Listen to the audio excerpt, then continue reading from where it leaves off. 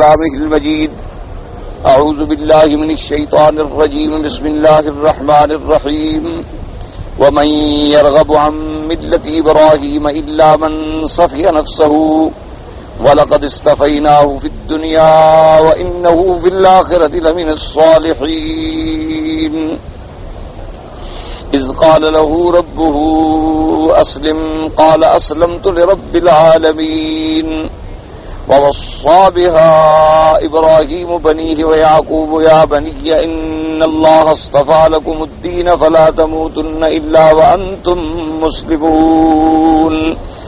قال المؤلف والمفسر رحمه الله تعالى يقول تبارك وتعالى ردا على الكفار فيما ابتدعوه وحدثوه من الشرك بالله المخالف لملة إبراهيم الخليل عليه السلام إمام الحنفاء، فإنه جرد توحيد ربه تبارك وتعالى ولم يدع معه غيره ولا أشرك به طرفة عين وتبرأ من كل معبود سواه، وخالف في ذلك سائر قومه حتى تبرأ من أبيه فقال يا قوم إني بريء مما تشركون إني وجهت وجهي للذي فطر السماوات والأرض حنيفا وما أنا من المشركين.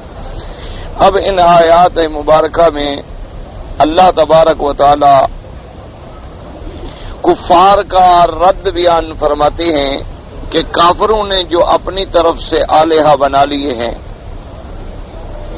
اور انہوں نے نئے نئے راستے گھڑ لیے، فیما ابتدعوہ و احدثوہ، جو چیزیں انہوں نے نئی نئی پیدا کی اور نئی نئی بنا ڈالی، اور وہ چیزیں بھی ایسی جو مخالف ہیں ملت ابراہیم الخلیل علیہ السلام. حالانکہ ابراہیم الخلیل علیہ السلام کی شان تو یہ ہے کہ آپ تو امام الحنفاء یعنی امام الموحدین.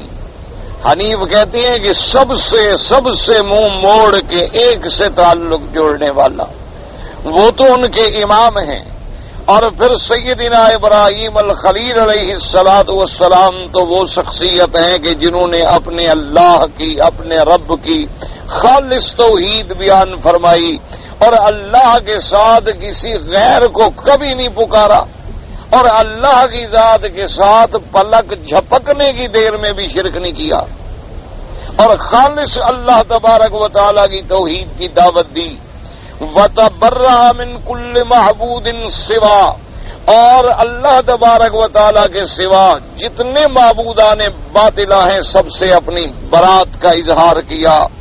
وَخَالَفَ فِي ذَلِكَ سَائِرَ قَوْمِهِ، اور تمام قوم کی مخالفت کی اس مسئلے پر.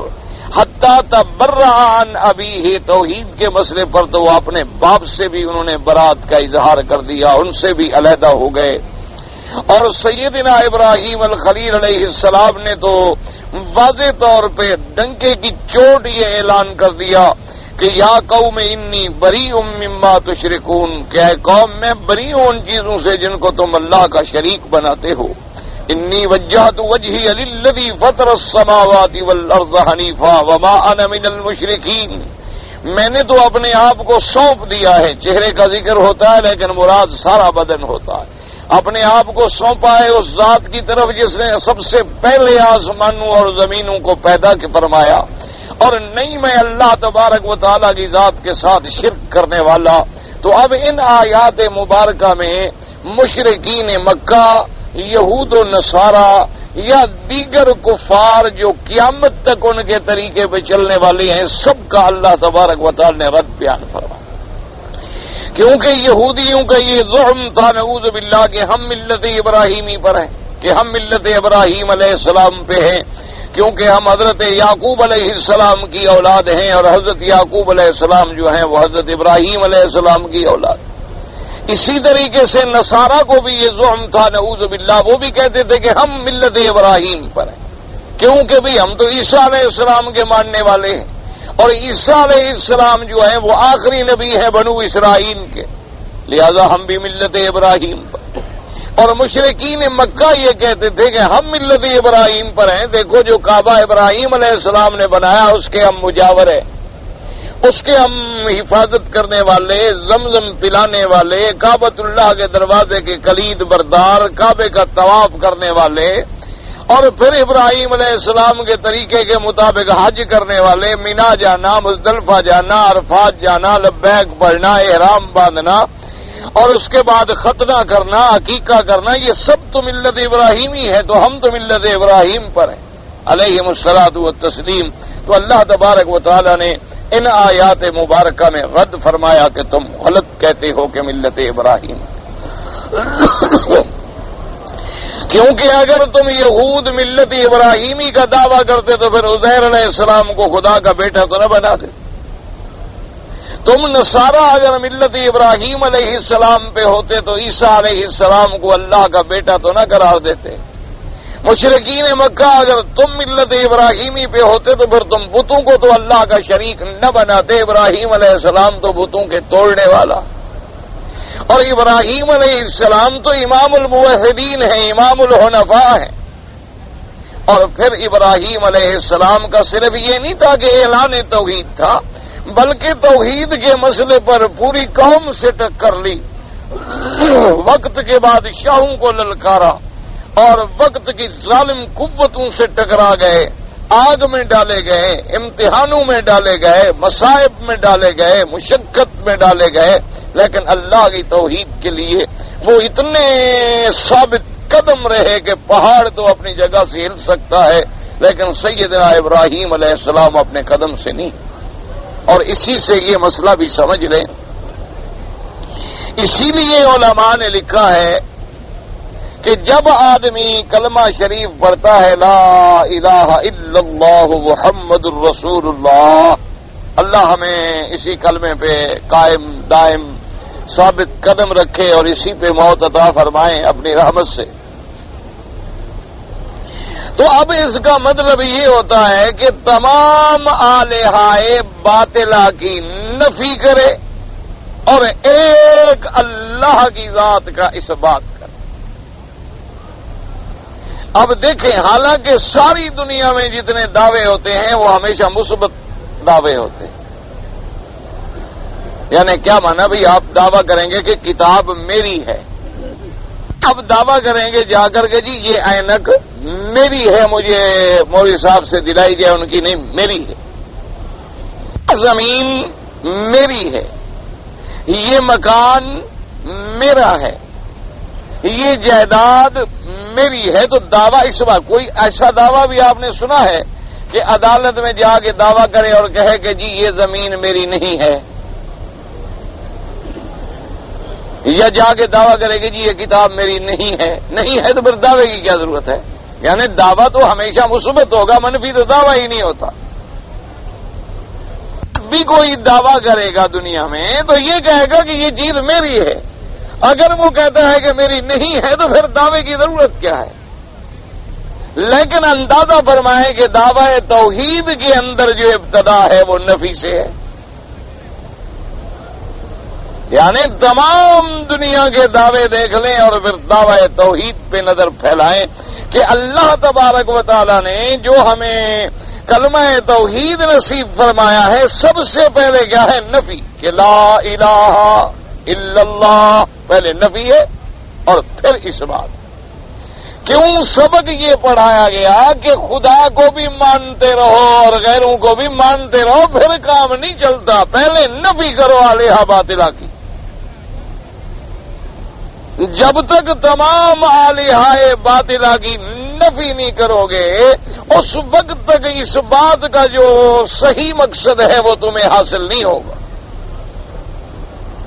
تو یوں سمجھ لیں کہ تحلی ایمان کی جو ہے، ایمان کی حلاوت جو ہے، ایمان کی روشنی جو ہے، ایمان کی لذت جو ہے، وہ نصیب نہیں ہوتی جب تک آلہہ باطلہ کی نفی نہ کرو۔ سب سے پہلے نفی کریں کہ لا الہ الا، تو اس لیے یاد رکھیں کہ توحید کا معنی صرف یہ نہیں کہ اپنے خدا کو مانو، خدا کو بھی مانو اور غیروں سے برات کا کھلا اعلان کرو، غیر اللہ سے، غیر اللہ اور آلہہ باطلہ سے کھلی جنگ، بالکل دو ٹوک بات۔ اور اسی طرح یاد رکھو کہ جب اللہ کو بھی مانو تو پھر اللہ سے سب سے زیادہ محبت ہو. اچھا اللہ سے محبت ہو تو غیر اللہ سے نفرت ہو. تو ایک دھوکہ ہے کہ بھی ہمیں اللہ سے بھی محبت ہے لوگوں سے بھی محبت ہے, پھر بھی توحید نہیں ہوتی. والذین آمنوا اشد حبا للہ, یعنی کیا مانا ایک درجے میں چلو اگر کسی چیز کی محبت ہے, محبت ہو چلو زیادہ سے زیادہ وہ شدید ہو لیکن اشد نہ ہو. اللہ کی محبت جو ہے وہ سب سے اشد ہو. اسی لیے جب آپ نفی کریں گے کہ لا الہ الا اللہ, یعنی لا الہ الہ باطلہ کی جب نفی کریں گے تو وہاں علماء نے فرمایا یہ بھی نفی کرنی ہوگی کہ جہاں یعنی باہ کی بھی نفی کرو اور جاہ کی بھی نفی کرو. الہ کیوں؟ اللہ نے فرمایا قرآن میں افرأیت من اتخذ الہہ ہوا. اللہ نے فرمایا میرے نبی صلی اللہ علیہ وسلم کیا آپ نے دیکھا ہے کہ جس شخص نے اپنے خواہش کو اپنے ہوا کو خدا بنا رکھا. اب اپنی خواہش اور ہوا کو خدا بنانے کا کیا معنی ہے کہ جیسے بس طبیعت میں خیال آ گیا چل پڑے. طبیعت میں خیال آ گیا کہ چلو جی سنا ہے کہ فلاں بزرگ کی مزار پہ جو آدمی جا کے بچہ مانگتا ہے اس کو بچہ یار چلو ہم بھی مانگ لیں, کیا فرق پڑتا ہے یار لوگ جا رہے ہیں چلو ہم بھی چلے جائیں. یہ اپنی خواہشوں کو اب خدا بنا رہا ہے. اسی طریقے سے کسی نے کہہ دیا کہ فلاں بزرگ جو ہیں جی ان کے پاس تو ماشاءاللہ کمال کی بات ہے جی, آپ جائیں آپ کو سارا کچھ بتا دیں گے کہ تمہارا گھر میں کیا حال ہے, تمہارا اپنا کیا حال ہے, تمہارا کیا پریشانی ہے, وہ تو جناب بالکل سب کچھ جانتے ہو. کہتے چلو جی ہم بھی اس بزرگ کے پاس جائیں یا ذرا کچھ ہم بھی تو دیکھیں.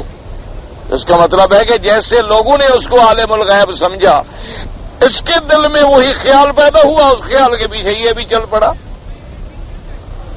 اسی طرح یاد رکھے کیا مانا کہ بعض آدمی اپنے خواہشات نفسانی کے تابع کسی عورت پہ محبت کرتا ہے, لڑکے سے محبت کرتا ہے, اس کی محبت میں سرگردان ہو کے پھر رہا ہے. تو علماء نے فرمایا نا یہ جو غیر کی محبت آ گئی ہے تو توحید باقی نہیں رہے گی, اب شرک ہو. جو محبت کا مقام تو اللہ کا تھا, یہ تو ایک عارضی چیزیں تھی اور پھر بغیر اور پھر ان چیزوں سے محبت جو حرام ہو.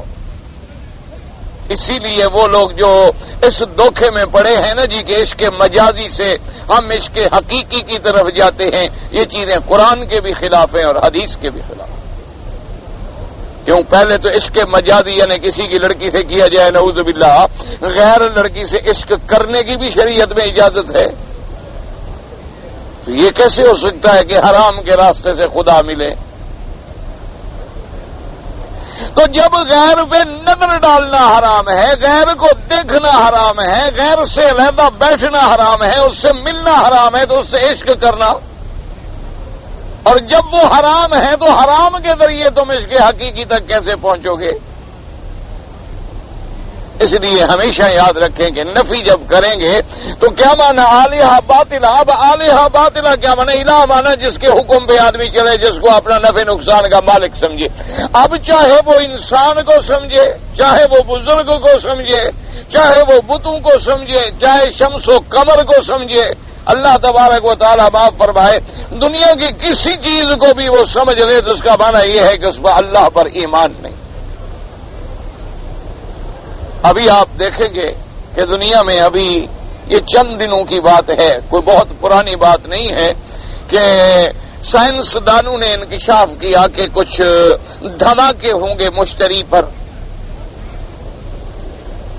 اور وہ دھماکے اتنی شدید ہوں گے کہ اللہ تبارک و تعالیٰ معاف فرمائے ان دھماکوں میں سے ایک دھماکہ تو ایسے ہوگا کہ اگر 100 ایٹم بم بھی کہیں مارے جائیں تو ان سے بھی زیادہ دھماکہ ہوگا. سیارے پہ آ کے ستارے جو ہیں وہ ٹکرائیں گے اور ٹکڑے گریں گے. اب جناب اللہ تبارک و تعالیٰ معاف فرمائے کہ بڑی دنیا میں چلو مسلمانوں نے اذانیں شروع کر دیں, قیامت آ گئی, اذانیں شروع ہو رہی ہیں اور تیاری ہو گئی کہ بس جی جب وہ ٹکرائیں گے تو بس قیامت قائم ہو جائے. کہیں نمازیں پڑھی جا رہی ہیں، کہیں کچھ ہو رہا ہے، کہیں کچھ ہو رہا ہے۔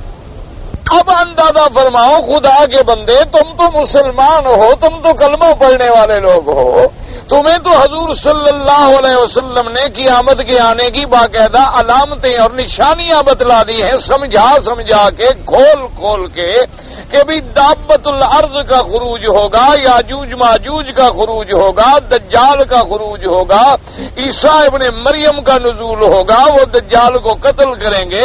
یہ سارے واقعات قیامت سے قبل پیش آئیں گے۔ جب تک یہ پیش نہیں آئیں گے قیامت نہیں آئے گی۔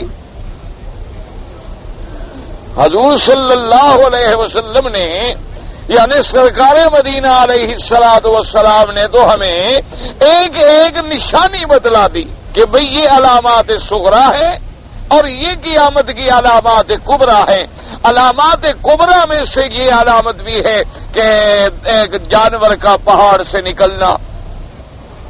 علامات کبریٰ میں یہ بھی ہے کہ وہ سد یاجوج ماجوج جو ہے اس میں سوراخ ہو جانا اور یاجوج ماجوج کا خروج ہونا، نکلنا، اور جب وہ نکلیں گے تو دریاؤں کے پانی پی جائیں گے، سب چیزوں کو چٹ کر جائیں گے، اور جہاں سے گزریں گے تباہی اور بربادی پھیلاتے چلے جائیں گے، اور پھر یاجوج ماجوج کا ختم ہونا، ان پر موت آنی، اور اسی طرح پھر دجال کا نکلنا جو دعویٰ کرے گا دجالیت کا، اور نعوذ باللہ جنت اس کے ساتھ، جہنم اس کے ساتھ، زمین کے خزانے چل پڑیں گے، نہریں اس کے حکم سے بہہ پڑیں گی، آسمان برسنے شروع ہو جائیں گے، زمینیں کھیتیاں نکالنی شروع کر دیں گی، اور لوگ اس کے دھوکے میں آ کے اللہ معاف کرے اللہ معاف کرے کئی اپنے اسلام کو چھوڑ کے کفر میں چلے جائیں گے، حتیٰ کہ عیسیٰ ابن مریم علیہ السلام کو آسمانوں سے اتارا جائے گا، اور عیسیٰ ابن مریم علیہ السلام آ کے دجال کا مقابلہ کریں گے، دجال کو قتل کریں گے، صلیب کو توڑ ڈالیں گے، جزیے کو ختم کر دیں گے،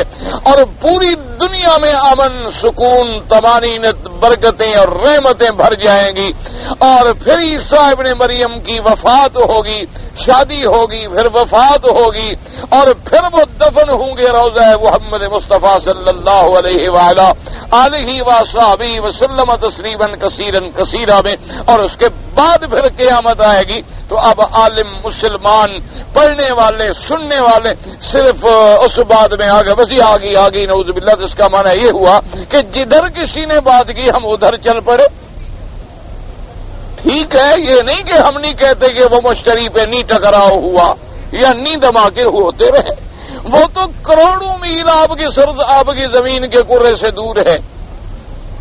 پھر یہ تو اللہ نے ایک اپنا نظام ہے جو ابھی آپ کا علم بڑھتا جا رہا ہے، اور اللہ کے کمال قدرت کی نشانیاں جو ہیں وہ منکشف ہوتی جا رہی ہیں کہ آج تک ہمارے علوم ان سیاروں پہ پہنچے نہیں تھے، آج تک ہمارے ایسی دوربینز نہیں پیدا ہوئی تھی دنیا میں، اللہ تبارک و تعالیٰ معاف کرے، کہ جن سے ہم ان چیزوں کو دیکھ پاتے ہیں۔ اور آپ حیران ہوں گے کہ جو سب سے بڑی دوربین بنائی گئی نا ان سیارات کی نگرانی کے لیے، اور جو پوری تصویریں مہیا کرتی ہے اور پھر آگے دوربین اس کو لیتی ہے، پتہ ہے اس دوربین کا نام کیا ہے؟ اس کا نام ہے ہبل۔ کافروں کا بت تھا نا، تاکہ تم بھی ہبل کی رپورٹ پہ ایمان لاؤ۔ کوئی اس کا اور نام بھی تو رکھا جا سکتا تھا نا، لیکن کفر کتنا شناور ہے کہ وہ ہر بات میں آپ کو اپنے عقیدے کی تعلیم دینا چاہتا ہے، اور ہم کتنا اپنے عقیدے سے بے بہرا ہیں کہ کسی ایک عالم کا میں نے بیان نہیں پڑھا کہ خدا کے بندے یہ چیزیں قرآن و حدیث کے خلاف ہیں۔ ٹھیک ہے ہوں گے دھماکے، لیکن قیامت کا کیا تعلق ہے ان چیزوں سے؟ کسی ایک عالم نے دیا ہوگا، ہو سکتا ہے میں نے نہ پڑھا ہو، کیونکہ میں طالب العلم ہوں، اب اتنی تو ہمارے پاس ٹائم نہیں ہوتا کہ ہم ساری اخباروں کا مطالعہ کریں، موٹی موٹی باتیں دیکھ ڈالی اور باقی باتیں چھوڑ دی، ہو سکتا ہے، لیکن کم از کم میری نظروں میں کسی عالم دین کا بیان نہیں گزرا، نہ عرب میں نہ عجم میں۔ کیوں اللہ جانے کیوں اتنے ہم بے حس ہو گئے ہیں، کیوں اتنے ہم مرعوب ہو گئے ہیں کہ جدید سائنس کے انکشافات جو ہیں گویا وہ نعوذ باللہ ہمارے اوپر ایسے مسلط کر دیے گئے ہیں کہ مسلمان ڈرے یا مرعوب ہو جائے۔ حالانکہ یاد رکھو کہ دعویٰ اسلام نے کیا ہے، ہم مرعوب کیوں ہو جائیں؟ دعویٰ ہمارا تھا، اب یہ پہنچتے پہنچتے ہمارے اس دعوے کے قریب پہنچ کے الٹا ہمارے اسلام کی بتلائی ہوئی باتوں کی تصدیق کر رہے ہیں۔ ان کا تو کوئی انکشاف نہیں ہے، دعویٰ تو سب سے پہلے اسلام نے کیا۔ بات کو سمجھیں، یعنی انہوں نے دعویٰ نہیں کیا کہ اسلام اس کے بارے میں صفائیاں پیش کرتا رہے اور بتلاتا رہے کہ جی یہ کیا ہے کیا نہیں ہے، نا، دعویٰ تو ہر چیز میں ہمارا تھا۔ سب سے پہلے تو سلیمان علیہ السلام کا تخت اڑا جس کا قرآن نے ذکر کیا، تو ہواؤں میں تخت کا اڑنا، اور اتنا بڑا تخت تھا کہ جس پہ 4 لاکھ کرسی رکھی جاتی تھی۔ یہ نہیں تھا تمہارا جمبو جیٹ جو 450 بندے سے زیادہ نہیں اٹھا سکتا۔ ابھی تم بڑے سے بڑا جہاز بنا رہے ہو جو 750 آدمی اٹھائے گا۔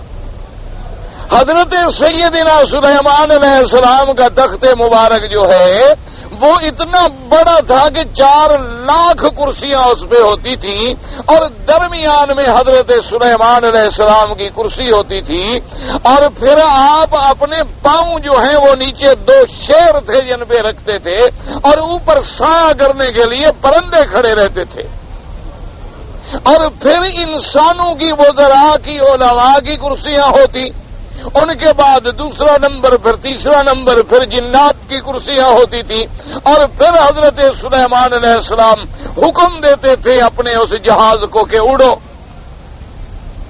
اور غدوہا شہر ورواہا شہر۔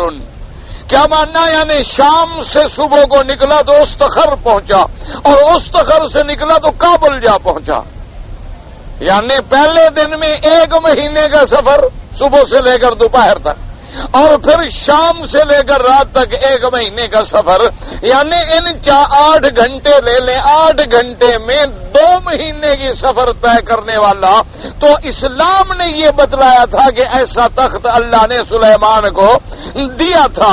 تو یہ چیزیں کسی اور مذہب نے نہیں بتلائی تھی، نہ نصرانیوں نے بتلائی، نہ یہودیوں نے بتلائی، یونانیوں نے بتلائی، نہ کسی فلاسفہ نے بتلائی، یہ تو ہمیں قرآن نے بتلایا۔ آج اگر جہیارے بنتے جائیں، کنکارڈ بن جائے، کوئی بلا بن جائے، تو ہمارے اس دعوے کو الٹا مان رہے ہو تم۔ یہ نہیں کہ تمہارا دعویٰ ہے کہ ہم پیچھے چلیں اس کے، اسلام کا دعویٰ ہے۔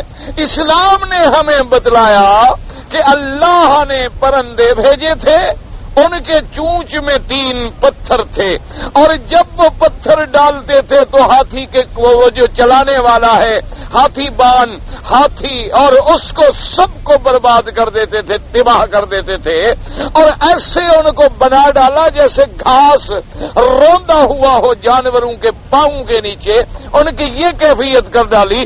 تو یہ دعویٰ تو اسلام نے کیا تھا، اب تم ذرے پہ پہنچ رہے ہو، اور اگر ایٹم پہ پہنچ رہے ہو، یہ کچھ تمہارا تو کوئی کمال نہیں اس میں، یہ تو اسلام نے بتلایا تھا۔ یہ تو ہمیں اسلام نے بتلایا تھا کہ حضور صلی اللہ علیہ وسلم رات کے بعد حصے میں مکے سے چلے، مسجد اقصی پہنچے، 7 آسمانوں پہ تشریف لے گئے، تمام قرات طے کر گئے، اور یہ اسلام نے بتلایا کہ اس سفر سے پہلے حضور کا سینہ مبارک کھولا گیا۔ اگر آج تم ہارٹ کے آپریشن کر رہے ہو تو کوئی نئی بات ہے؟ تو یہ تو 1400 سال پہلے ہمیں اسلام نے بتلا دیا ہے۔ تو اس لیے مرعوب ہو جانا کہ جی انہوں نے ہمیں خبر دے دی مشتری کی، انہوں نے ہمیں خبر دے دی فلاں چیزوں کی۔ یاد رکھیں، بہت پرانی بات ہے، مجھے سن تو یاد نہیں ہے، لیکن تقریباً یہ بات اب یوں سمجھ لیں کہ 70-80 سال قبل کی ہوگی کہ ایک بہت بڑا انگریز ماہر فلکیات، یعنی جو فلکیات اور ستارے اور کواکب اور ان سیارات کو سمجھنے والے لوگ ہوتے ہیں، ان کو علوم فلکیات کا ماہر کہا جاتا ہے، وہ ہند میں آیا، اور ہند میں آنے کے بعد اس کے دل میں خیال آ گیا کہ یہاں ہم نے سنا ہے کہ ایک مدرسہ ہے دیوبند، چلو اس مدرسے کو بھی دیکھ لیں، کیونکہ ان کو تو ریسرچ کی بڑی عادت ہوتی ہے، محنتی لوگ ہوتے ہیں۔ وہ جناب وہاں آیا تو ایک نابینا عالم تھے، وہ اپنے طلباء کو اتفاق کی بات یہ ہے کہ وہ بھی فلکیات پہ سبق پڑھا رہے تھے اور وہ فلکیات کا بہت بڑا پروفیسر تھا. آگے جو آئے تو اتفاق سے سبق وہی ہو رہا ہے اور ایک نابینا عالم بیٹھے ہوئے اور وہ اپنے طالبوں کو عربی کے اندر فلکیات پہ پڑھا رہے ہیں. اب وہ نابینا آدمی ہیں، نہ ان کے سامنے دنیا کا نقشہ ہے، نہ ان کے سامنے آلات ہیں، نہ رسد گائے ہیں. انہوں نے ہاتھ کو مٹھی یوں بند کی ہوئی، یہ سمجھ لو کہ بس یہ دنیا ہے، اور اس پر وہ بحث کر رہے ہیں. تو اس نے لکھا کہ خدا کی قسم ہے، میں نے جب اس عالم کی بحث سنی تو میں نے یہ محسوس کیا کہ میں نے جتنا علم پڑھا ہے نا، میں بالکل جاہل ہوں، مجھے علم تو آج حاصل ہوا. اس نے کہا وہ جو نابینا مولوی پڑھا رہا تھا وہ تو ہمارے کتابوں میں بھی نہیں ہے. میں نے اس دن سمجھا کہ میں جاہل ہوں، حالانکہ میں اس فن کا استاد ہوں. منع ہوا، لیکن جب میں نے دیکھا اور پھر میں حیران ہوا، اس عالم سے جا کے ملا بعد میں، اور میں نے کہا کہ جی یہ آپ کے اسلامی علوم میں بھی یہ کتابیں مدرسوں میں پڑھائی جاتی ہیں؟ انہوں نے کہا بالکل پڑھائی جاتی ہے، یہ تو ہماری ابتدائی کتاب ہے، اس پر تو سینکڑوں کتابیں موجود ہیں، اگر تم نے پڑھنا ہے تو اور کتابیں آؤ دیکھو. تو آپ اندازہ فرمائیں تو اب مسلمان اتنا ان کی باتوں سے مرعوب ہو جائے کہ اپنے مذہب کی حقانیت کے بارے میں ایک بیان بھی نہ دے ڈالے، ایک وضاحت بھی نہ کر ڈالے کہ کم از کم کلمہ پڑھنے والے تو کم سے کم مطمئن ہو جائیں، جو مومن ہیں ان کو تو تسلی ہو جائے کہ حقیقت واقعہ کیا ہے، حقیقت حال کیا ہے اور یہ چیزیں کیا ہیں. اور اللہ تبارک و اسی لیے علامہ اقبال قلندر آدمی تھا نا، کبھی کبھی بڑی پتے کی بات کہہ جاتا تھا، اللہ اس کی مغفرت کرے.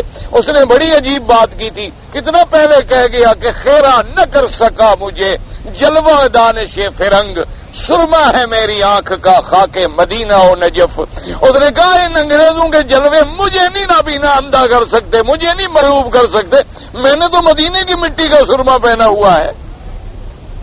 یعنی میرے سامنے تو حضور کی سنت ہے، میرے سامنے تو اہل بیت رسول کے جہاد ہیں، میرے سامنے تو ان کی قربانیاں ہیں، میرے سامنے تو ان کے معجزات ہیں، کرامات ہیں.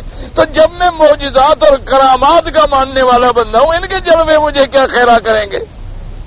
تو وہ اتنی پہلے ایک بات کہہ گیا تھا. لیکن افسوس یہ ہے کہ آج ہم اپنے معاملات میں ایک دوسرے پر الزام تراشیوں میں، ایک دوسرے کے سر پھٹبل میں اور ایک دوسرے کو گالیاں دینے میں اتنی الجھ چکے ہیں کہ قوم کو راہبری کرنے کے لیے کوئی میسر نہیں آتا. اللہ تبارک و تعالی رحمت فرما دے. ابھی تک ہم فروعی مسائل میں اور ایسے مسائل میں جو بالکل یعنی جو سطحی مسائل سمجھے جاتے ہیں، جن میں مستحب کا مسئلہ ہے، اعلیٰ اولا کا مسئلہ ہے، راجع ورجو کا مسئلہ ہوتا ہے، ان میں ہم نے قوم کو لڑا دیا، اپنا سارا علم بھی اسی پہ لگا دیا، اپنی ساری محنتیں بھی اسی پہ لگا دی، اپنی قلم کا زور بھی اسی پہ لگا دیا، اور اللہ نے جو 4 پیسے دیے وہ بھی اسی پہ لگا دیے، لیکن قوم کی ہدایت کا کوئی ذریعہ نہ بنا سکے. اللہ تبارک و تعالی رحمت فرمائے. دیکھیں جی آج اگر ہم اتنا زور لگا کہ امام بخاری رحمت اللہ علیہ کی مخالفت کرتے رہیں، کیا ملے گا؟ ماں سوائے اس کے کہ چند لوگوں کو آپ دین سے متنفر کر دیں گے، اور کچھ نہیں ملے گا. کہ امام بخاری رحمت اللہ علیہ کے اتنے بڑے خدمات جلیلہ، اسی طرح محدثین کے علاوہ مثلا امام ابو حنیفہ رحمت اللہ علیہ، امام شافعی رحمت اللہ علیہ، امام احمد ابن حنبل رحمت اللہ علیہ، امام مالک رحمت اللہ علیہ، ائمہ محدثین مجتہدین. آج اگر ہم اپنی قلم کا، علم کا، فکر کا، عقل کا سارا زور اسی پہ لگا دے کہ بس ان کی مخالفت کرو تو کیا ملے گا؟ کیا مجھے یہ سمجھائیں، کچھ بھی نہیں ملے گا، ماں سوائے اس کے کہ ایک جدید طبقے کو دین سے نفرت دلا دیں گے. وہ کہیں گے عجیب لوگ ہیں یہ، لاکھوں لوگ کہتے ہیں یہ امام ہیں اور یہ کہتے ہیں نعوذ باللہ وہ تو جاہل تھے، ان کو تو پتہ ہی کوئی نہیں تھا، وہ تو کسائی تھے. کہیں گے عجیب بات ہے. نتیجہ کیا نکلے گا کہ آپ لاکھوں لوگوں کو دین سے، اسلام سے متنفر کر دیں.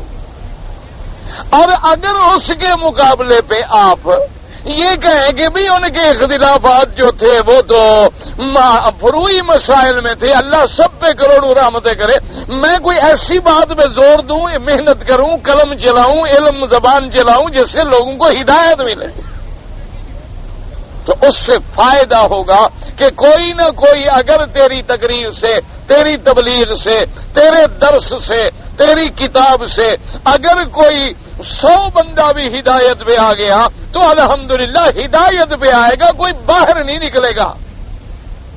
چلو ہزاروں کو ہدایت نہیں ملے گی، سینکڑوں کو ملے گی، سینکڑوں کو نہیں ملے گی، چند لوگوں کو ملے گی، لیکن ہدایت ملے گی، کو سبق ملے گا، ان کو ہدایت ملے گی۔ تو اس لیے آپ اندازہ فرمائیں کہ توحید تب آئے گی کہ سب سے پہلے تمام آلیہائے باطلہ کی نفی کرو، اور آلیہا باطلہ میں اپنے ہوا خواہش کی بھی نفی کرو، آلیہائے باطلہ میں غیر اللہ کی محبت کی بھی نفی کرو، آلیہائے باطلہ کے اندر جتنے من یعبد من دون اللہ، اللہ کے سوا جس کی بھی عبادت کی جائے سب کی نفی کرو کہ کوئی الہ نہیں ہو سکتا۔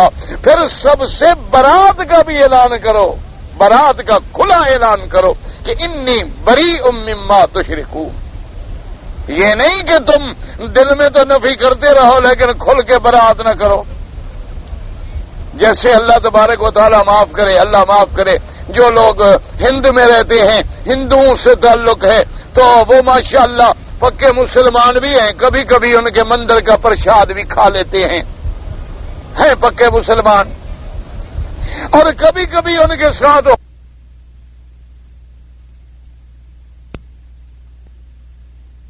ہم بھی شریک ہو جائیں، اور جی یہ رنگ شنگی ڈال دیں گے دیے شیئے جلانے، اور تو کچھ نہیں ہوتا۔ اسی طرح جو لوگ یہود و نصارہ کے ساتھ رہتے ہیں وہ ان جیسا لباس ان کے گرجے میں بھی چلے جائیں گے، اور کوئی سمجھائے گا کہیں گے نہیں جی اسلام ماشاءاللہ بڑا وسیع المشرب مذہب ہے، وہ ہمیں منع تو نہیں کرتا، ہمیں بھی جانا چاہیے، دیکھیں تو صحیح وہ کیا کرتے ہیں، ضرور دیکھو، لیکن یہ تو نہیں کہ دیکھتے دیکھتے تم ان کے تابع بن جاؤ، ان میں سے تو کبھی تم ایک آدمی بھی راہ راست میں نہیں لے آئے۔ دیکھو نا جی، انہوں نے سگریٹ شروع کی، تمہیں سب کو ہاتھ میں سگریٹیں پکڑوا دی کہ نہیں پکڑوا دی؟ انہوں نے چائے شروع کی، ہر آدمی کو چائے کا رسی کر دیا کہ نہیں اب تو مولوی کا گزارا بھی چائے کے بغیر نہیں ہوتا۔ شام کو حقیقت میں اپنی کہہ رہا ہوں، یعنی ہمیں شام کو چائے نہ ملے تو آدھے پاگل ہو جاتے ہیں۔ میں ایک دفعہ انڈیا میں سفر کر رہا تھا، تو شام کو جلسے کے بعد ہم وہاں سے نکلے تو اب چائے کی طرف، چائے تھی نہیں، تو میں نے ساتھیوں سے کہا کہ ابھی چائے نہیں ملتی، میرا تو بالکل برا حال ہے۔ ایک تو میں 2 گھنٹے تقریر کر کے آ رہا ہوں، پھر میں نے اس سے پہلے کھانا نہیں کھایا، اور پھر ابھی ہم نے 200 میل سفر بھی کرنا ہے، اور اس کے بعد یہ ہے کہ چائے بھی نہ ملے تو پھر ہمارا تو جنازہ نکل جائے گا۔ انہوں نے کہا حضرت کیا کریں، راستے میں ہوٹل موجود ہے، میں نے کہا جی ہندو کی ہوٹل کی تو میں نہیں پیتا۔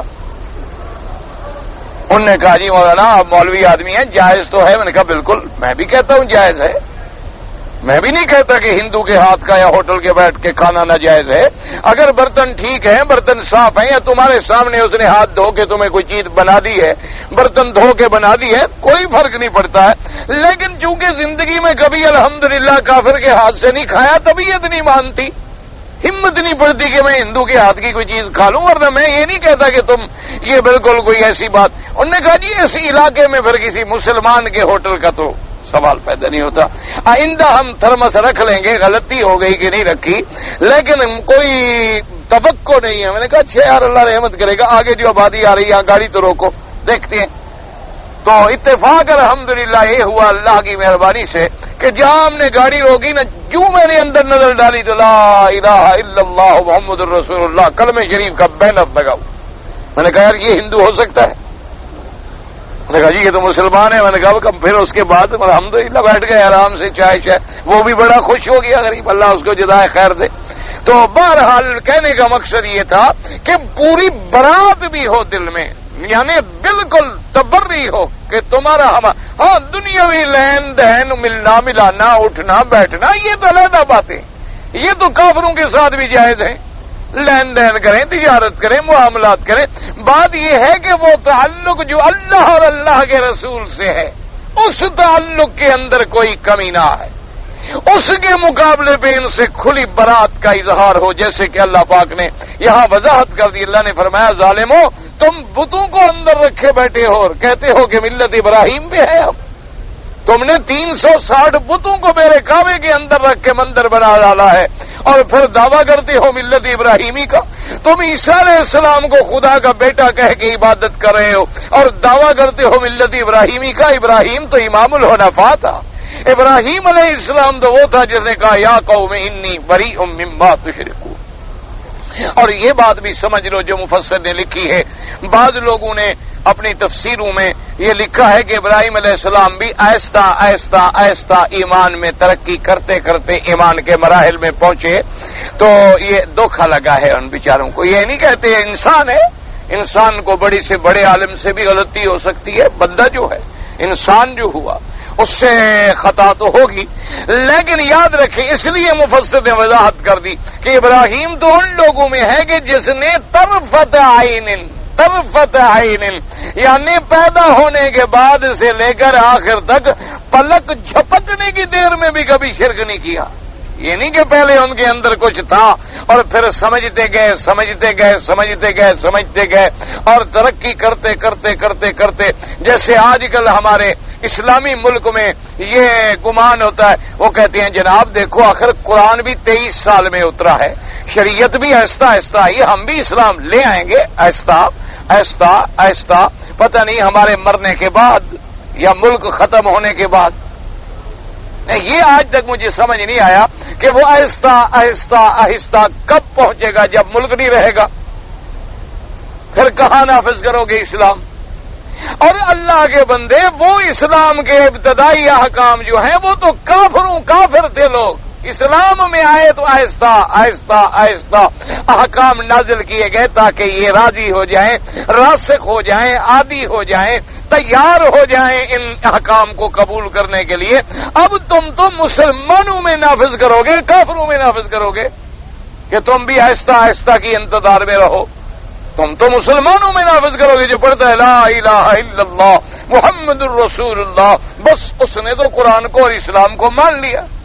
اس لیے اللہ نے فرمایا کہ تم جو دعوے کرے وَمَن يَرْغَبُ عَن مِّلَّةِ إِبْرَاهِيمَ إِلَّا مَن صَفِيَ نَفْسَهُ، ہاں مگر وہ جو بالکل جس کو اپنے نفس کو جس نے دھوکے میں ڈالا ہوا ہے اور جھوٹے دعوے کر رہا ہے، ورنہ ملت ابراہیم تو واضح ہے، اور ملت ابراہیمی کا سچا پیروکار سیدنا محمد مصطفیٰ صلی اللہ علیہ وآلہ آلہ وصحبہ وسلم تسلیما کثیرا ہے۔ فرمایا انہوں نے تو اعلان کر دیا تھا، تم بھی اعلان کرو۔ وقال تعالی وَإِذْ قَالَ إِبْرَاهِيمُ لِأَبِيهِ وَقَوْمِهِ إِنَّنِي بَرَاءٌ مِّمَّا تَعْبُدُونَ إِلَّا الَّذِي فَطَرَنِي فَإِنَّهُ سَيَهْدِينِ کہ ابراہیم علیہ السلام نے اپنے ابا سے بھی، اپنی قوم سے بھی، اپنی برادری سے بھی کہا کہ اننی براء مما تعبدون، جن کی تم عبادت کرتے ہو، جن کو تم حاجت روا اور مشکل کشا مانتے ہو، میں ان سب سے بری ہوں۔ میں تو صرف اسی کو مشکل کشا، حاجت روا، اسی کو نفع نقصان کا مالک، اسی کو الہ مانتا ہوں جس نے مجھے پیدا کیا ہے، اور وہی مجھے راستہ دکھلانے والے، ہدایت پہ چلانے والے۔ فرمایا وما كان استغفار ابراہیم لابیہ الا عن موعدۃ وعدها اياه فلما تبين له انه عدو لله تبرأ منه ان ابراہیم لأواه حلیم۔ اللہ پاک نے فرمایا کہ میرے ابراہیم علیہ السلام نے اپنے ابا کے لیے جو بخشش مانگی وہ بھی ایک مدت تک، ایک وقت تک مانگتے رہے، جب تک کہ آذر کی موت کفر پہ نہیں ہو گئی، لیکن جب کفر پہ موت آ گئی خلاص اب ابراہیم علیہ السلام نے بخشش مانگنی ختم کر دی۔ فلما تبین انہ عدو للہ تبرأ منہ، جب یہ بات کھل گئی کہ وہ اللہ کا دشمن ہے اور کفر پہ موت آ گئی ہے، تو اب ابراہیم علیہ السلام نے کہا بس میرا کوئی تعلق نہیں۔ اس کے بعد انہوں نے ان کے لیے بخشش مانگنی بھی چھوڑ دی۔ فرماتی ہیں وقال تعالی ان ابراہیم کان امۃ قانتا للہ حنیفا ولم یک من المشرکین۔ ابراہیم علیہ السلام تو اپنی ذات میں ایک جماعت تھے، اپنی ذات میں ایک امت تھے، اور اللہ کے آگے جھکنے والے، اللہ کی عبادت کرنے والے، تمام رخ موڑ کے اللہ کی طرف مڑنے والے، اور نہیں تھے وہ شرک کرنے والوں میں سے۔ شاکر لانہم اتبعوا وہداؤا الی صراط مستقیم۔ اور ابراہیم علیہ السلام اللہ کی نعمتوں کے شکر کرنے والے، اللہ نے جن کو چن لیا، اللہ نے جن کو ہدایت کی، صراط مستقیم کی۔ وآتیناہ فی الدنیا حسنہ وَإِنَّهُ فِي الْآخِرَةِ لَمِنَ الصَّالِحِينَ۔ اور ہم نے دنیا میں بھی ابراہیم علیہ السلام کو بھلائی دی کہ ان کی ذریت سے نبی پیدا کیے، ان کو عظمت والا بنایا، ان کو معمار کعبہ بنایا، ان کی شان کو بلند کیا، اور آخرت میں بھی وہ صالحین میں سے ہوں گے۔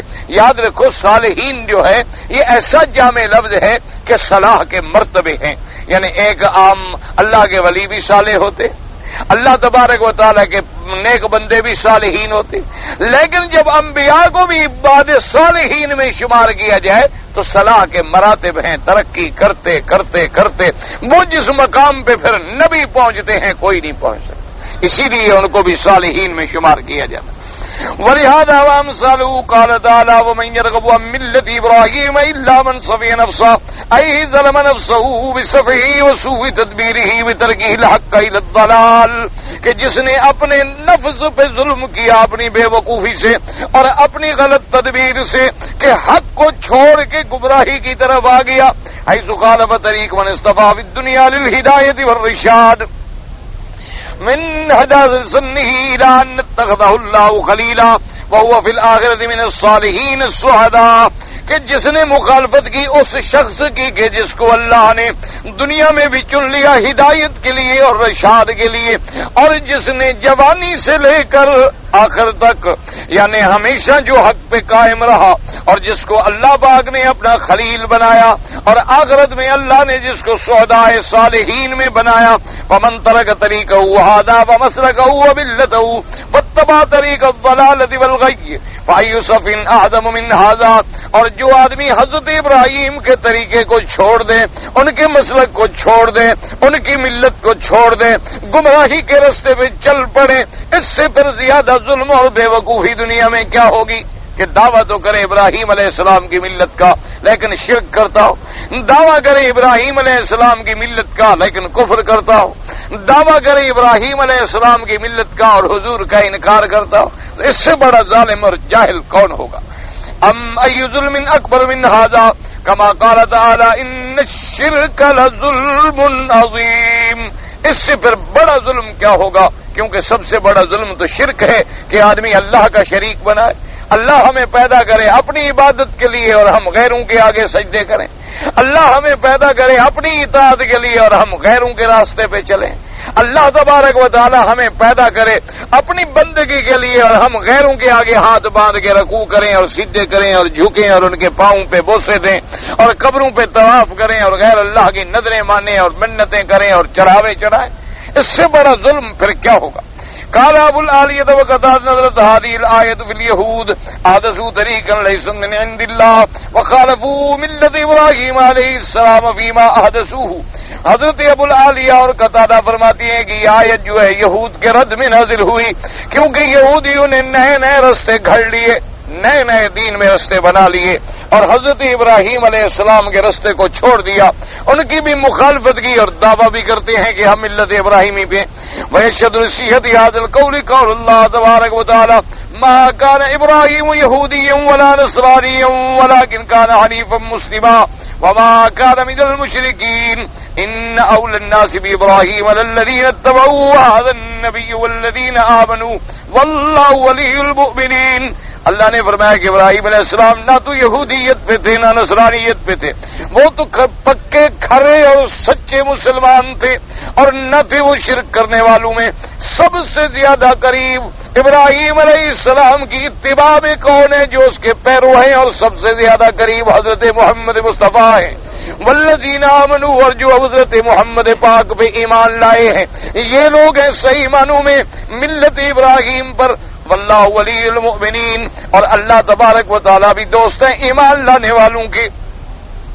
وقولہ تبارک و تعالی وَإِذْ قَالَ لَهُ رَبُّهُ أَسْلِمْ قَالَ أَسْلَمْتُ لِرَبِّ الْعَالَمِينَ۔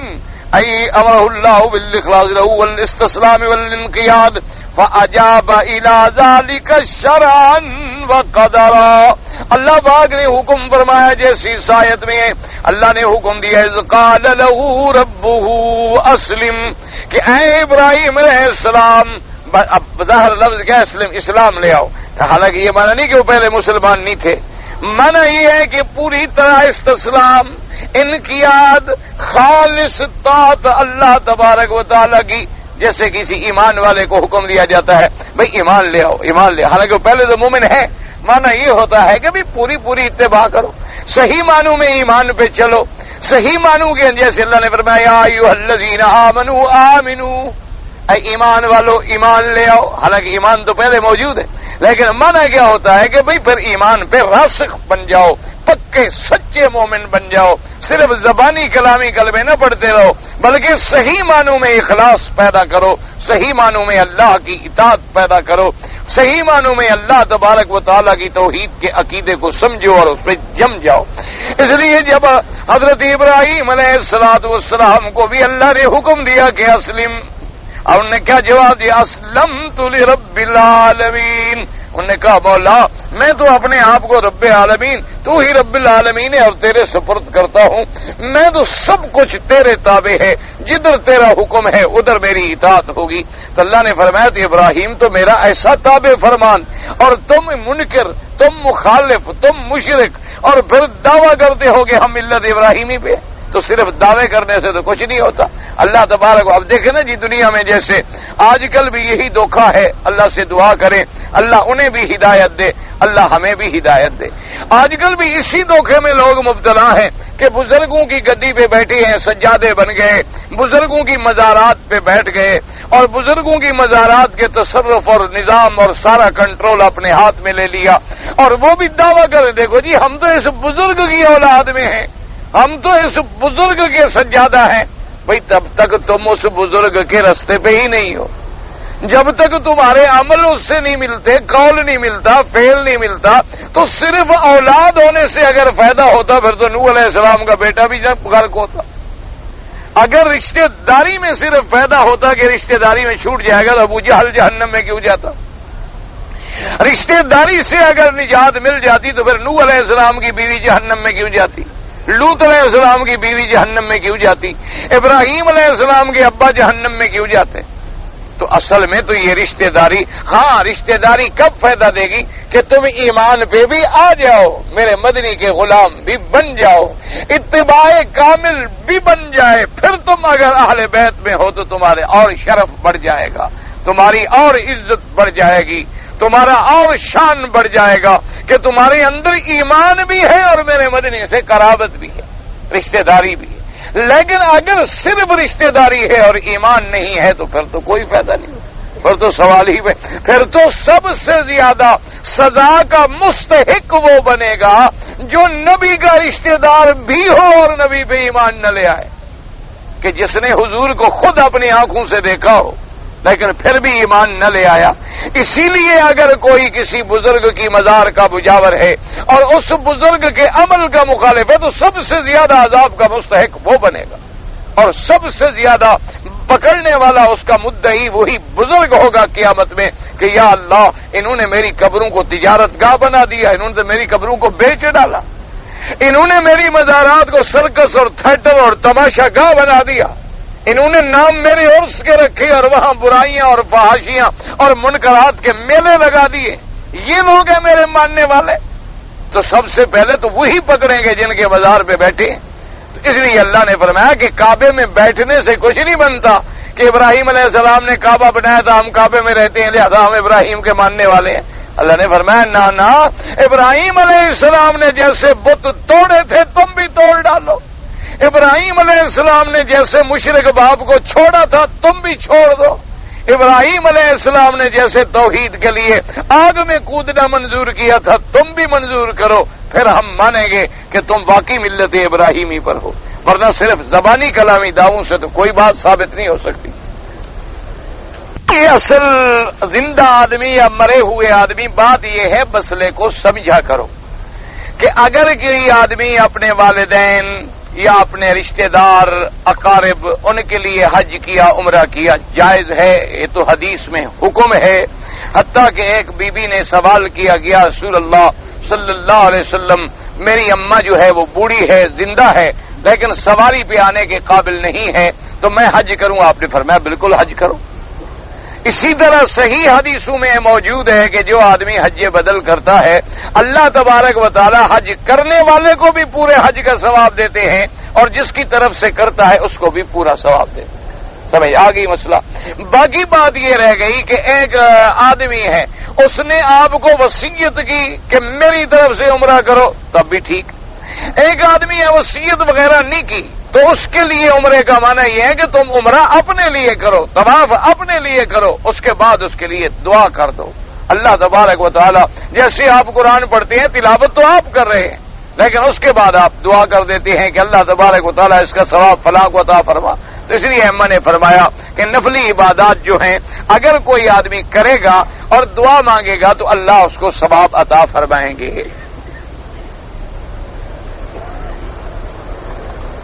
کہتے ہیں جی کہ ایک آدمی نے کتاب لکھی ہے شریعت، اس میں لکھا ہے کہ انبیاء علیہم السلام کے وسیلے سے دعا مانگنے میں جائز ہے۔ بھئی گزارش یہ ہے، اصولی بات یہ ہے کہ جس نے لکھا ہے دلیل اسی کے ذمے ہوتی ہے۔ ایک اصولی بات ہے، جس آدمی نے لکھا ہے کہ وسیلہ پکڑنا انبیاء علیہم السلام کا ان یا اولیاء اللہ کا بعد وفات جائز ہے، تو ان کے ذمے یہ بات ہے کہ وہ ہمیں بتائیں قرآن شریف کی آیت میں حکم ہے، چونکہ یہ عقیدے کا مسئلہ ہے، یا فلاں حدیث مبارک میں یہ حکم ہے، یا فلاں صحابی نے فلاں پیغمبر نے فلاں کو وسیلہ بنا کے پکڑا ان کی وفات کے بعد۔ اگر یہ بات ہو تو ٹھیک ہے، کوئی جھگڑے والی بات نہیں، ہمیں بھی حدیث مل جائے تو ہم مان لیں گے، ہمارا ایمان ہے، لیکن ہمیں تو آج تک نہیں ملی۔ نماز تہجد جو ہے کم از کم تو 2 رکعت بھی آپ پڑھ سکتے ہیں، زیادہ جتنا پڑھیں، 8 رکعت پڑھیں، 12 رکعت پڑھیں، 2 پڑھیں، 10 پڑھیں، جتنا اللہ توفیق ہے۔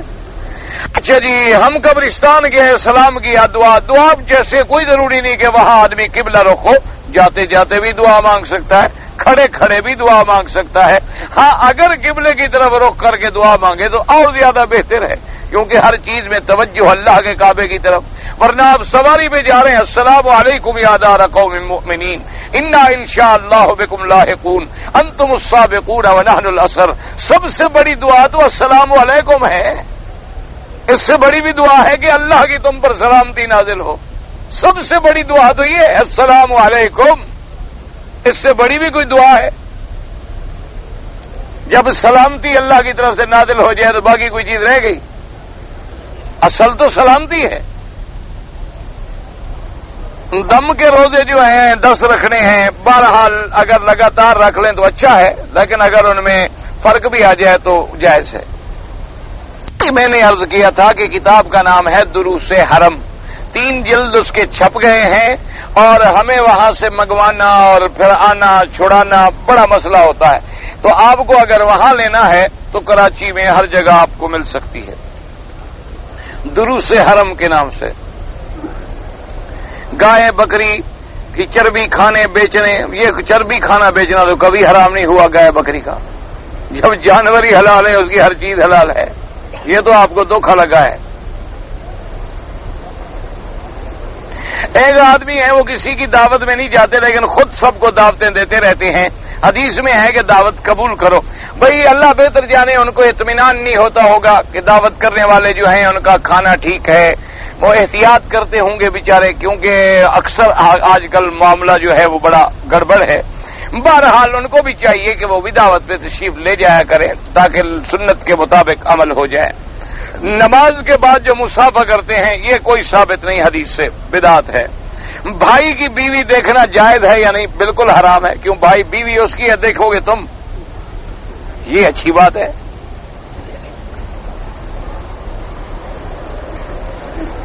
پھر تیری بیوی کو بھائی دیکھے گا، بات بڑھتی چلی جائے گی نا، اور پھر اور ایسے لوگ بھی آ جائیں گے، کہیں گے جی انما المؤمنون اخوۃ، ایمان والے تو سب بھائی ہیں، لہذا ہم بھی دیکھیں۔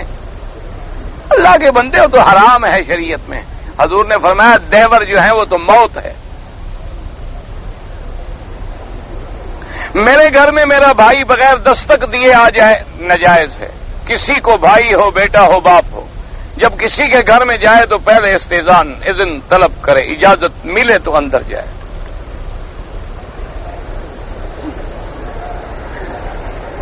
ایک آدمی مالدار زمیندار ہے لیکن رشتہ داروں سے نہیں بنتی، تو کچھ زمین فروخت کر کے یہاں آ گیا ہے اور واپس نہیں جاتا، یہ بھائی وہ جانے تم جانو، ہمارا کیا مسئلہ، جائے نہ جائے۔ ایک آدمی کو ہم کہیں مکہ چھوڑ دو، اللہ کرے سب مکے میں رہیں، ہم تو کہتے ہیں اللہ موت ایمان پہ دے اور حرمین میں دے۔ کسی کو یہاں رکھنے والے بنو، نکالنے والے نہ بنو۔ ایک آدمی صبح کی نماز کے وقت سوتا رہتا ہے، 8:30 بجے اٹھتا ہے بغیر وضو کے نماز، اللہ معاف کرے توبہ کرے تو کفر آ جاتا ہے۔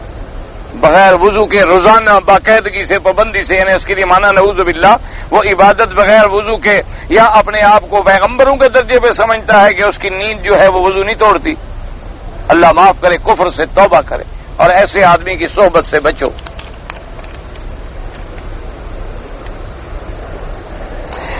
پیر صاحب کے عرس پر مسجد کے اندر قوالی ہوتی ہے، اور قوالی ویسے ناجائز ہے تو مسجد کے اندر تو ڈبل ناجائز ہے۔ قوالی جو ہے خدا کے بندے وہ تو ویسے ناجائز ہے، اس میں طبلے اور یہ ساز سروت، جن کو حضور نے فرمایا مزامیر من مزمار شیطان، یہ تو آپ بجانے کے جو گانے کے آلات ہیں یہ شیطان کی آواز ہے اور شیطان کے آلات ہیں، ان پر جو قوالیاں گائی جائیں وہ کیسے حلال؟ ایک ہے نعت، حضور کی نعت پڑھو بغیر ساز کے، بغیر ساز کے، بغیر سرود کے، بغیر گانا بجانے، گانے بجانے کا پھر نعت سے کیا تعلق ہے؟ نعت پڑھیں، حضور کی مدح میں قصیدے پڑھیں، حضور کی مدح کے محبت کے اندر اشعار پڑھیں، سبحان اللہ، اللہ آپ کو بھی توفیق دے، ہمیں بھی توفیق دے۔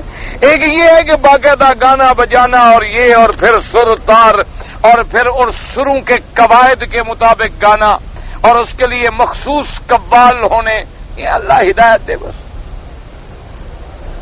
اگر میری والدہ دفن ہے گولڈا شریف میں، اگر میں وہاں گیا گولڈا میں تو ماں کی قبر پہ جہاں بالکل کوئی بات نہیں، آپ بالکل دعا مانگیں، والدہ کے لیے دعا بھی مانگیں، یعنی اس قبر کے لیے سفر نہ کرو۔ جب اس شہر میں جا رہے ہو یا وہاں رہتے ہو تو پھر وہاں رہتے ہوئے کیوں نہ جاؤ؟ پرائز بانڈ کا جو انعام نکلتا ہے بالکل حرام ہے، جوا ہے خالص، ایک کو ملتا ہے لاکھوں کے گھروں سے نکلتا ہے۔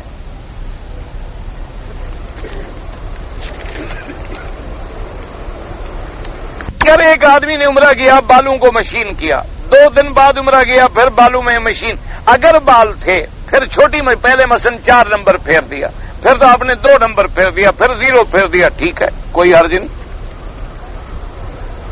جی اگر کوئی آدمی اپنے ملک جانا چاہتا ہے اور اس نے طواف الوداع کر لیا، پھر 2 دن کے بعد چلا گیا، نہیں، ایسا نہیں ہے۔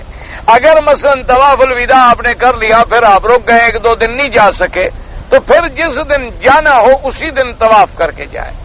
یہ نہیں ہے کہ بس وہ 2 دن پہلے والا طواف، نہ، طواف الوداع کا معنی یہ ہوتا ہے ان یکون آخر العہد بالبیت، کہ سب سے آخر کام یہی کرے، ہر کام ختم کر کے آئے، طواف کرے، اللہ سے دعا مانگے، اور اس کے بعد توکل اللہ کرے۔ مقیم بھی جب ملک سے باہر جائے گا وہ بھی کرے گا، جب ملک سے باہر جائے تو کرے گا۔ حضرت عیسیٰ علیہ السلام کی قوم پر خانچہ انزل علینا مائدۃ من السماء قرآن میں موجود ہے۔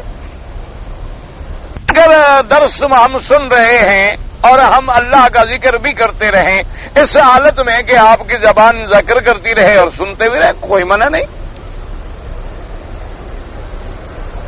کالا خطاب کوئی بات نہیں، کالا خطاب لگانا جو ہے وہ جمہور کے نزدیک ناجائز ہے، یا لیکن اگر اس میں کوئی اور رنگ ہے، مہندی کا لال رنگ ہے، نیلا ہے، کو ملا دیا جائے تو پھر جائز ہو جاتا ہے۔ وضو ہوتا ہے، وضو نہیں روکتا خطاب۔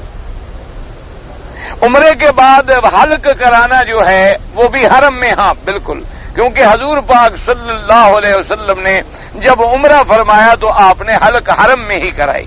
اسی طرح میرے مدنی سرکار نے جب حج فرمایا تو آپ نے حلق مینا میں کرائی، تو مینا بھی حرم کے اندر داخل ہے، اس لیے یہ نہیں کہ حرم کے باہر کرائی جائے۔ دم تو نہیں دینا پڑے گا لیکن ایسی بات نہ کرے، سنت کے خلاف ہے۔ غار حرا میں نماز پڑھنے کا کوئی حکم نہیں ہے، کسی سے ثابت نہیں، نہ کبھی صحابہ نے پڑھی ہے۔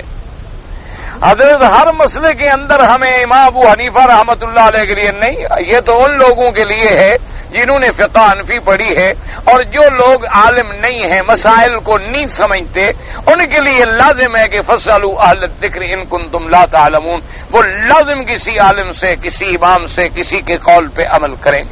اگر آپ خود اتنے بڑے عالم ہیں، ماشاءاللہ کے ائمہ سے بھی زیادہ حدیث سمجھ سکتے ہیں، تو آپ کو تو کوئی ضرورت نہیں، آپ کا تو مرتبہ پھر ان سے بھی ماشاءاللہ زیادہ ہو گیا، پھر آپ کو کیا ضرورت ہے؟ باقی اصول یہ ہوتا ہے کہ جب آدمی نے پوچھنا ہے تو پھر دو کشتیوں پہ پاؤں رکھے تو پھر آدمی ڈوب ہی جاتا ہے، پھر آدمی اپنی خواہش کا غلام بن جاتا ہے، پھر اصولی بات ہے، اور یہ پھر ان کی ذمہ داری ہے کہ وہ مسئلہ جو بتائیں قرآن و سنت کے مطابق ہو۔ میں سعودی عرب میں کام کرتا ہوں، والد کو حج پہ بلانا چاہتا ہوں، میرے 3 بھائی جوان ہیں اور غیر شادی شدہ ہیں، اس بارے میں وضاحت فرمائیں کہ وہ حج کا فریضہ ادا کر سکتے؟ کیوں نہیں کر سکتے بھائی جن کی شادی نہ ہو حج بھی نہ کریں؟ ایک تو سنت سے رہا ہوا ہے، دوسرا حج سے بھی محروم ہو جائے۔ یہ لوگوں نے بڑا مسئلہ سمجھا جی پہلے شادی کرو پھر حج کرنا ہے، اگر گھر میں لڑکا جوان ہے یا لڑکی جوان ہے تو حج نہیں ہوتا، یہ کوئی مسئلہ نہیں، اس کا کوئی مسئلہ نہیں، یہ لوگوں نے اپنی طرف سے گھڑا ہوا ہے۔ وہ تو علماء یہ کہتے ہیں کہ بھئی جو گھر میں ذمہ داریاں ہیں ذرا ان کو بھی ختم کرو تاکہ آدمی اطمینان کے ساتھ اللہ کے دروازے پہ جائے، اس کے سر پہ کوئی ذمہ داری نہ ہو۔ لیکن اب ایک آدمی کو رشتہ نہ ملے وہ کیا کرے؟ غریب حج بھی چھوڑ دے اس لیے کہ رشتہ نہیں مل رہا۔ بیوی نے پتہ نہیں خیال ہمارا بچہ ہے، اہلیہ نے خواب کہ فلاں قرآن کی آیت، یہ بہت اچھا خواب ہے، مبارک خواب ہے، اللہ کو رزق نصیب فرمائیں گے، اچھا خواب ہے، انشاءاللہ اللہ تبارک و تعالی اس کے بدلے میں آپ کو کوئی رزق کا اولاد کوئی نعمت عطا فرمائیں گے۔ یہ مسئلہ ابھی ہو چکا ہے۔ کسی آدمی نے بیوی کو جھوٹے گواہوں سے کاغذ پر طلاق دی، جھوٹے یا سچے؟ آج کل بھی پہلے کوئی ایکس رے مشین ہے، آپ لگا کے گواہ کو دیکھیں گے کہ سچا ہے۔ یہ طلاق کا مسئلہ بڑا سخت ہے، اس لیے بہتر یہ ہے کہ اس کا مسئلہ آپ کسی مفتی سے جا کر پوچھا کریں۔ اب تو طلاق دے آپ کہتے ہیں گواہ جھوٹے تھے، طلاق تو تم نے دیے وہ جھوٹے ہوں یا کچھ ہوں، طلاق دینے والا شوہر ہے یا گواہ ہیں جھوٹے؟ ایک آدمی کی جیب میں اگر بیوی کی تصویر رکھی ہوئی ہو تو وہ نماز ہو جائے، تو بیوی کی تصویر جو ہے رکھنا حرام ہے۔ بیوی خود جو موجود ہے اصل تصویر کو کیا کرو گے؟ اس لیے تصویر جیب میں نہ رکھا کرو، الا کوئی مجبوری ہے، جیسے پاسپورٹ ہوتا ہے، آئیڈینٹی کارڈ، یہ مجبوریاں ہیں، یہ عذر کی وجہ سے جائز ہے۔ بیوی کی تصویر کا کون سا عذر ہے کہ نماز میں تم نے پہلے تصویر دیکھنی ہے؟ وہ اپنے ویسے تصویر رکھنا حرام ہے۔ نمازیں میں نے چھوڑ دی، پہلے توبہ کرو اور اللہ تبارک و تعالیٰ توفیق دے تو قضا کر، آئندہ نماز نہ چھوڑا کرو۔ آج کے موسم میں ایک پتہ نہیں ریال کا ٹکٹ، 2 ریال، پتہ نہیں کس چیز کا ٹکٹ